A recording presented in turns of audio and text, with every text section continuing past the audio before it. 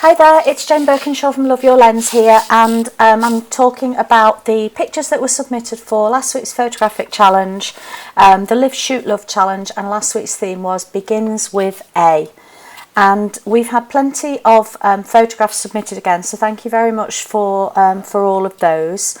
For those of you who perhaps aren't taking part regularly or perhaps not at all, it's important to not necessarily to enter perhaps if you don't like posting your images, but to keep picking up your camera and challenging yourself so that your photography is improving, and you will find that you quickly get rusty if you're only kind of taking your camera out on special occasions and for holidays and things like that.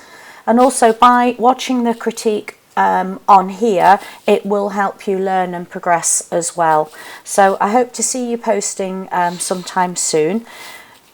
I've already posted a bit of a teaser collage of the people that I've shortlisted, the images that I've shortlisted for Begins with A, and you'll have seen that there posted on the Facebook page. So what I'll do now is start talking through the images that were submitted. So this one is one by Ian Williamson of Durdledore, the archway at Durdledore in Dorset.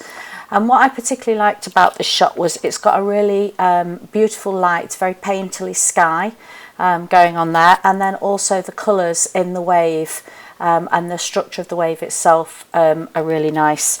So this picture is quite low resolution, it's only 62 KB.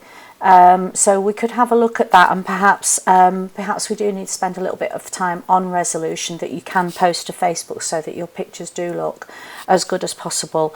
And then just another very slight bit of critique is that the horizon's not quite straight as well. But in essence, there's the makings of a good picture on that one. And then we've got Eric's AstroTurf, which I really like this as an idea, and I think the depth of field is really nice on it.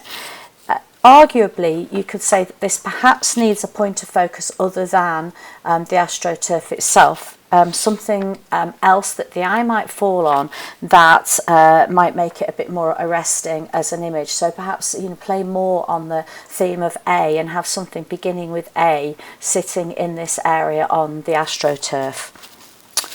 Okay, the next shot is, well, we've seen this pig a few times now from Denise Dulson. He's a charming character, isn't he? And I like this. The humour of the shot is just a quick snapshot of a funny moment, and it works, and it's great for the theme. Okay, then we've got another apple, and I really like the light in this shot. It's got the makings of a strong image, but I think it just needs something, just needs something to lift it a little bit. The apple's nice and vibrant, but otherwise the image feels a little bit dark and dull. Without it, actually, I don't think it was meant to be a dark and moody image, because of course we've got this lighter textured surface here, which is a really nice textured surface, and we've got the texture and colour of the leaves as well, which is really nice, but there's just something stopping that from working as strongly as it could.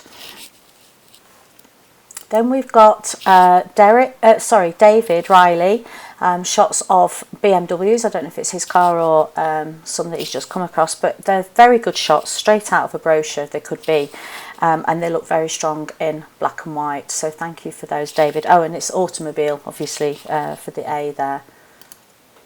Then we've got this shot by Simon Hepburn. Lucky Guy is in Venice.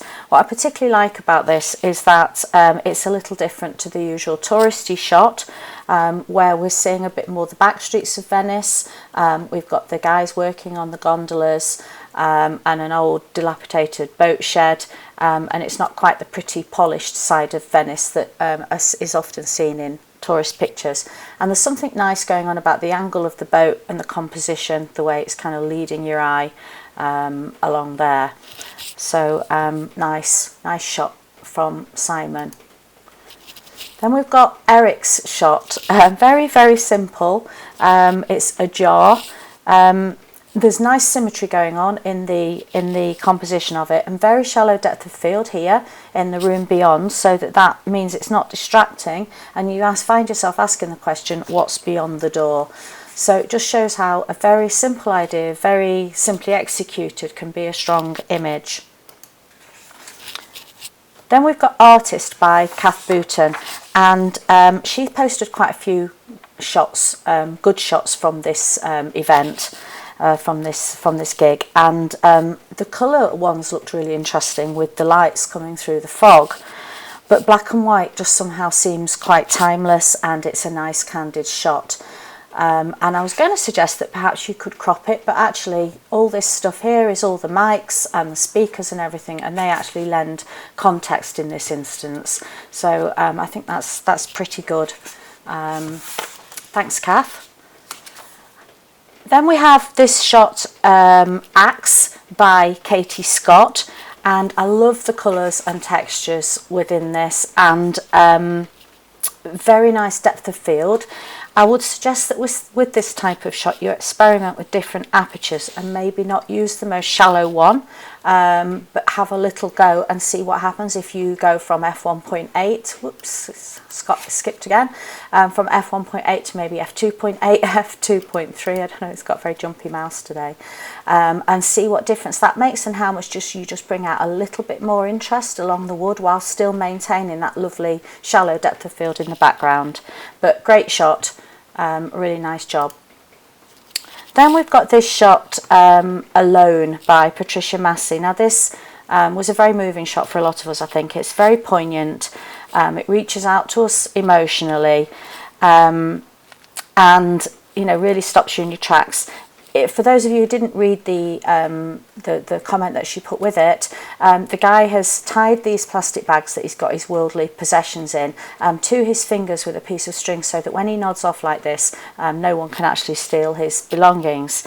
Now, in some ways, it's a pity about the quality of this shot, because it is, I don't know whether it was quite high ISO, but when you actually think about it, perhaps the ghostly, faded nature of it lends it to feeling a bit more sort of, I don't know, it's very sad, but maybe sort of a fading away feeling about it, almost ghostly. So really, I really have got a jumpy mouse tonight. Really strong shot that, I very much like it.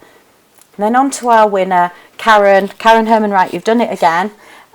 This shot entitled Athlete, it's very strong composition, symmetrical. It's got these strong horizontal lines going across right from the top of the building through to the white line in the road here. The action is horizontal, the athlete that's running along there, and it's got the feeling of one of those sort of reportage shots. And if any of you have come across a photographer called Martin Parr, who photographs, he's done some work on the British seaside, the beach, British holidays, but sort of behind the scenes, real life reportage kind of Britain. This has the feeling of one of those shots, so I'm sure Karen will be chuffed with that comment, but it's well deserved.